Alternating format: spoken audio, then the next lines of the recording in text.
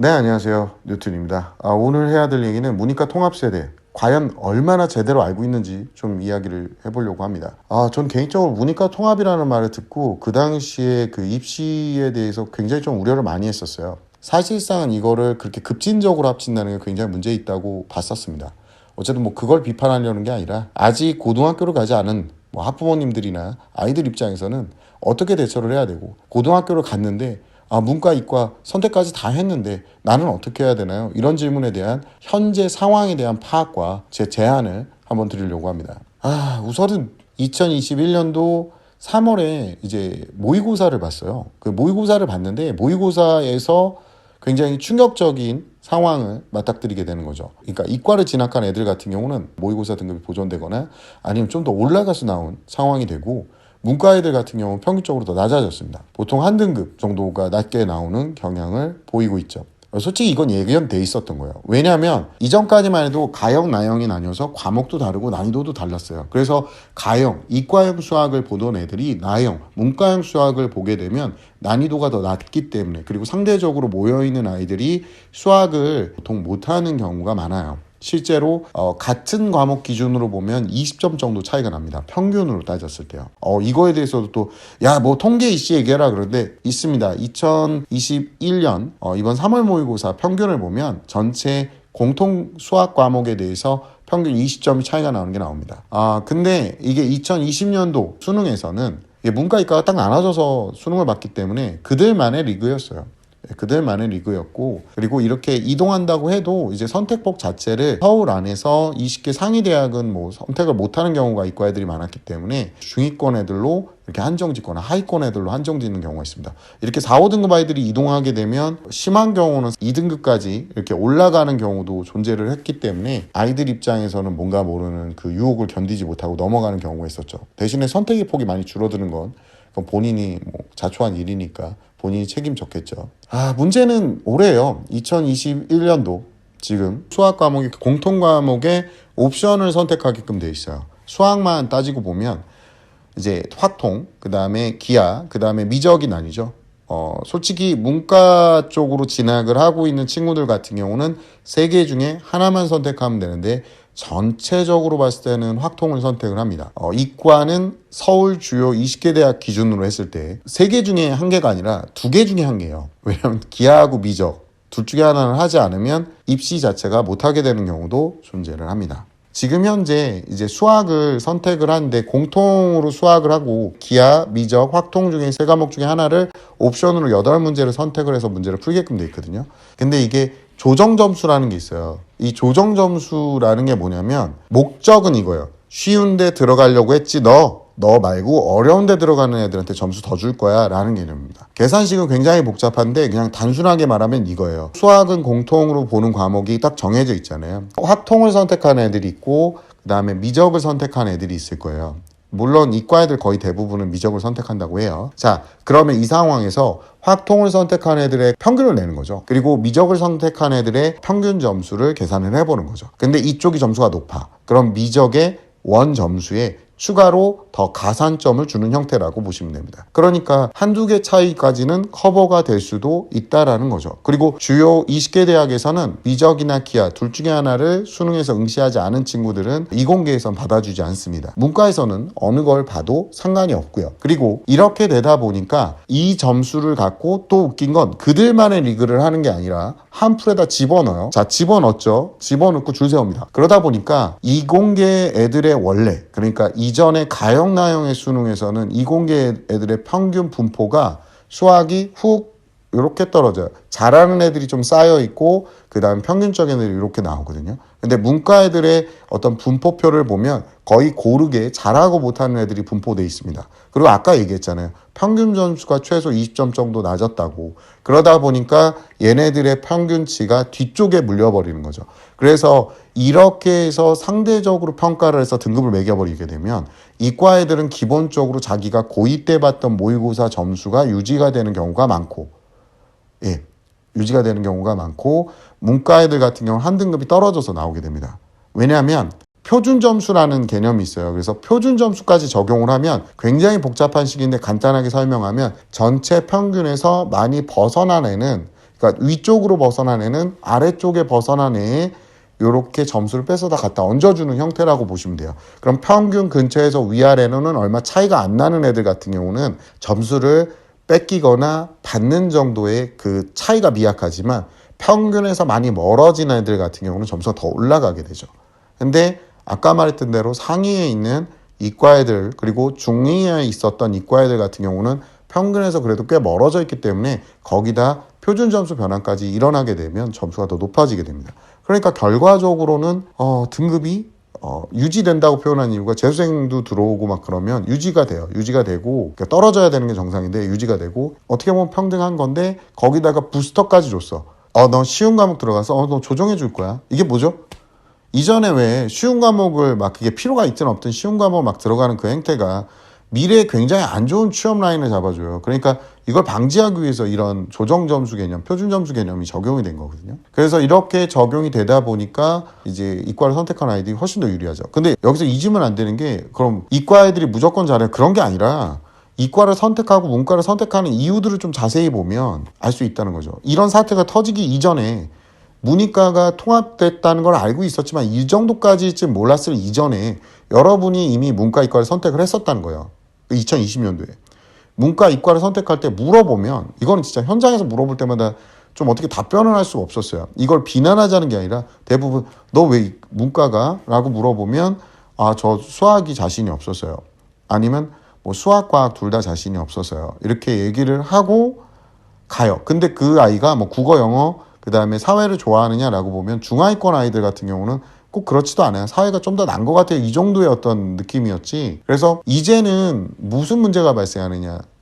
지금 현재 고등학교 2학년 친구들은 수학 공부를 그냥 하는 수밖에 없어요. 인정하고 공부하는 거지. 거기다 대고 불만을 토로하고 뭐 어떻게 바뀌길 바라고 이건 불합리한 거 아니냐? 어떻게 보면 공평한 거예요.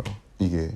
어떻게 보면 공평한 건데 나는 이런 공평함은 좀 원하진 않아요. 왜냐하면 입시에서 자기네들의 색깔을 띄어야 되는 문과이과가 있었을 때가 저는 훨씬 더 그렇게 수학을 봤을 때 훨씬 더 낫다라고 보고 있습니다. 보고 있고 이건 제 개인적인 생각이고요. 어쨌든 간 이렇게 되니까 공부를 해야죠. 비판하고 있을 시간에 공부를 하면 됩니다. 수학 해석하셔야 됩니다. 하셔야 되고 그리고 올리셔야 되는 거죠. 그래도 문과 애들이 국어, 영어 잘하지 않냐. 근데 이것도 제가 이제 자료를 받아서 분석을 해봤는데 문과이과 나뉘기 전 기본 자료들을 좀 보면요. 작년도 수능만 해도 전체 그 국어 만점자 400명 중에 이과 애들이 차지하고 영어는 더 처참합니다. 문과 애들은 그러면 열등 아니야? 그런 게 아니잖아요. 지금 평균치로 나온 데이터를 기준으로 해서 다시 후배들한테 이런 선택을 함부로 하지 못하게끔 하는 거예요. 이제 수학이 안 돼서 문과 가요가 안 통한다는 거죠. 수학을 못하면 문과에서도 큰일이 난다는 겁니다. 그리고 현재 수학을 못하는데 문과를 간 친구들 문과 갔기 때문에 봐주는 분위기가 안 된다는 거예요. 공부하시면 되는 문제예요. 저 어차피 해도 안 될 것 같은데요. 안 될 것 같더라도 하시는 게 맞습니다. 포기하면 아무것도 안 해도 돼. 이 괴로운 이런 행위들을 안 하면 돼. 그러면 행복해질까? 이과 공부하면 너무 힘들고요. 수학도 너무 힘들고 막 물리나 화학 들어가는 것도 너무 불안하고 그거 나 못하면 어떡해요? 자, 못하면 어떡하는 건 못하고 나서 결정해도 늦지 않습니다. 제가 말씀드리지만 지금 입시 자체가 이과생으로 선택해서 노력하다가 정 안 되면 문과로 가도 되는 분위기가 됐기 때문에 그러면 결론은 어떻게 되는 거냐? 이과 쪽으로 공부하는 게 맞아요. 여러분이 지금 진짜로 원하는 게 뭔지 한번 생각을 해보세요. 남들처럼 취업도 하고 그래서 돈도 벌고 안정적으로 세상을 사는 걸 원한다면 현재 사회에서는 이공계에 대한 어떤 지식을 갖고 있는 사람들을 많이 필요로 하고 있습니다. 또 이런 얘기하면 문과 친구들이 여러분이 보는 SF 영화도 문과생들이 쓴 거다 그러는데 그 사람이 문과 이과랑 전혀 상관없습니다. 그런 건. 그분들은 그런 창조 능력이 있는 사람이지 그게 문과 이과로 구분되는 게 아니라 그냥 단순한 일반적인 사람들이 취업할 수 있는 직장군에서 비교해야지 굉장히 특이 케이스 들고 와가지고 그게 뭐 하는 짓이에요. 말할 때는 자기한테 유리한 자료는 평균치 위주로 얘기하고 반박할 때 자료 보면 굉장히 특이 케이스 극소수만 얘기합니다. 평균적이지 않은 얘기를 많이 해요. 그런 식의 반론은 의미가 없고요. 자기가 뭘 원하는지부터 먼저 알아야 돼요. 돈을 그래도 꾸준하게 벌고 자기가 직장에서 인정받는 걸 원한다면 지금부터 괴롭더라도 노력을 해야 되는 게 정상이고 노력이라는 거 전에도 누누이 얘기했지만 괴롭게 진행이 됩니다. 근데 이걸 또 학부모님들이 좀 오해하고 계시는 게 중학교 한 2, 3학년 애들 같은 경우는 이과 공부 조금만 시켜보면 막 굉장히 괴로워하거든요. 그럼 저한테 와서 그래요. 나는 애가 괴로워하는 거 너무 싫고 막 그래요. 이 마음은 이해가 갑니다. 대부분이 괴로웠던 아이는 쉽게 행복해질 수 있습니다. 하지만 대부분이 행복했거나 편했던 아이는 쉽게 불행해질 수 있어요. 한마디로 괴로운 과정을 견디고 있었어야, 그리고 그 과정 안에서 계속 실패도 하겠지만 성취가 잘 안 되고 괴로워하는 과정을 겪어야 아이가 심리적으로 크고 앞으로 사회의 그 변화무쌍한 과정에서 적응할 수 있고 하기 싫은 것들을 고뇌하면서 하면서 성공의 기로에 또는 평범이라는 기로에 한 발자국씩 다가가는 겁니다. 그러니까 아이가 뭐 행복했으면 좋겠어요 이런 이상적인 얘기는 그건 어머님의 선택이에요. 아버님의 선택이고, 아이가 행복하게 원하면 그냥 자유롭게 뛰어놀게 하세요. 선생님 그러다가 잘못되면 어떡해요? 그건 아이와 어머니의 선택이기 때문에 제가 어떻게 해드릴 수 없어요. 저는 입시를 목적으로 한다면 입시가 평균적으로 좋은 입시를 했을 때 좋은 직장을 얻을 확률이 높기 때문에, 그래서 평범한 삶을 유지하는 데 그나마 도움이 되기 때문에 입시를 중점으로 설명을 드리는 겁니다. 그냥 좋은 입시 기준으로 왜 이과 쪽의 공부를 자꾸 지원을 하라고 하느냐라는 결론만 말씀을 드릴게요. 현재 문과 친구들, 그리고 앞으로 수학과학을 못해서 문과 가겠다고 하는 친구들이 있다면 이것만 기억하세요.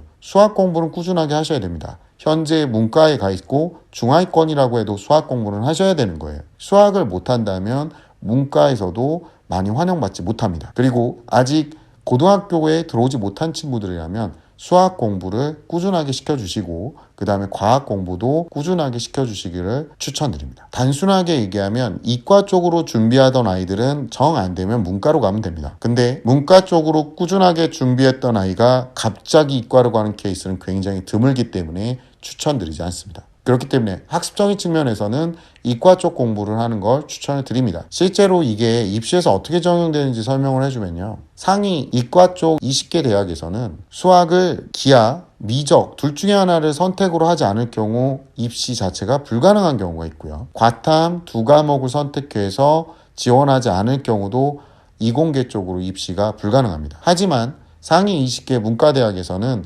사탐을 제대로 진행하지 않았고 과탐을 봤다고 해서 문제가 될 게 전혀 없고요. 기하, 미적, 확통 어느 걸 선택했다고 해도 아무 문제 없이 아이를 받아줍니다. 자, 그럼 여러분은 이 사실을 듣고 객관적으로 어떻게 선택해서 미래를 준비하는 게 맞을까요? 최소한의 공부로 최대한의 효과를 보려고 하는 그런 미친 짓은 안 하셨으면 좋겠습니다. 최대한의 노력과 최대한의 공부, 그리고 최대한 괴로운 걸 견딤으로써 많은 것들을 알고 있고 선택의 폭을 늘리는 쪽으로 공부하는 게 맞습니다. 잘 못할 것 같아서 진행을 하지 않는다라는 말도 안 되는 뻘소리를 할 필요가 없죠. 잘 못할 것 같으면 잘할 수 있는 방법을 계속 연구하고 거기에 맞춰서 더 많은 시간을 노력하는 게 맞겠죠. 자, 다시 한번 얘기하지만 입시는 개인의 선택입니다. 아까 말했던 입시를 목적으로 자기는 두지 않고 내 개인의 만족감을 목적으로 두고 있다라고 해서 문과를 가겠다. 또 나는 문과에 굉장한 재능을 갖고 있기 때문에 뭐 예를 들어서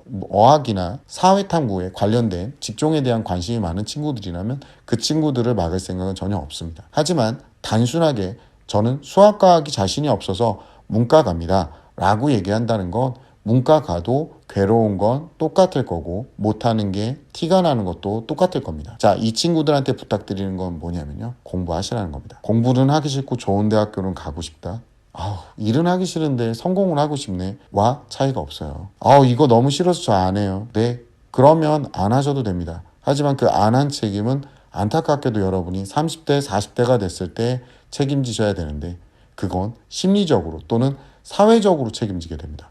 주변 사람들과 비교당하게 되거든요. 공부를 좀 하셨으면 좋겠어요. 그리고 이렇게 급진적으로 통합해버리니까 부적응하는 친구들이 굉장히 많이 늘어나고 있거든요. 공부하는 게 괴롭죠. 여러분은 할 수 있어요. 할 수 있는데 뭐 그렇다고 해서 제가 너무 긍정적인 얘기만 해주면 여러분 분명히 굉장히 긍정적으로 아무 노력도 안 하고 노력 없는 긍정만 진행하고 있을 거야. 난 잘 될 거야. 그럼 대충 해도 될 거야. 뭐 이런 식으로 하는 경우가 너무 많거든요. 17년 지금 애들 가르치면서 느끼는 점은 그거예요. 그리고 어머니들한테도 많이 부탁드린 게 뭐냐면 내 새끼 건드리지 마. 내 새끼는 내가 혼내. 이렇게 얘기하시는데 그렇게 키우면 안타깝지만 엄마랑도 거리가 멀어지고요. 나가서 깨져보지 않은 애들은 사회에서 얼마나 자기가 초라해질 수 있는지 모릅니다. 그 초라해지지 않기 위해서 자꾸 넘어져보고 부딪혀보고 지적도 받아보고 하면서 일어나게끔 만들어줘야 돼요. 그걸 기운을 북돋아주는 게 엄마 아빠의 역할이지 아이를 자기가 깔아내리고 외부에선 못 깔아내리게 막는 게 그게 부모의 역할은 아닙니다. 어머니한테는 정말 귀하고 소중하고 그런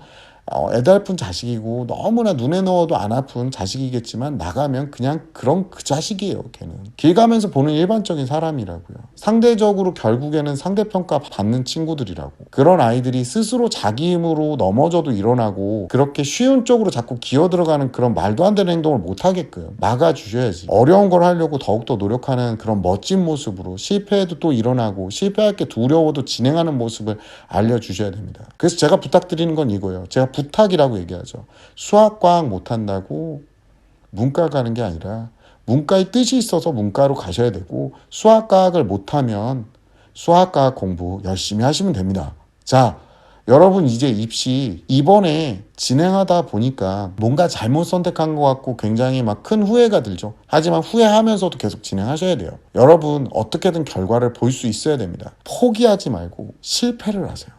포기는 진행조차 안 하는 거거든요. 실패는 적어도 결과는 나옵니다. 단지 자기한테 만족스럽지 못한 결과가 나올 뿐이죠. 꾸준하게 진행을 해주셨으면 좋겠습니다. 여러분 좀 기운 내시고 열심히 하셔서 좋은 결과 있으셨으면 좋겠습니다. 긴 이야기 여기까지 들어주신 거 너무나 대단하신 것 같고 감사합니다. 어쨌든 오늘 얘기 여기까지 하도록 하고요. 다음 시간에 뵙도록 하겠습니다. 감사합니다.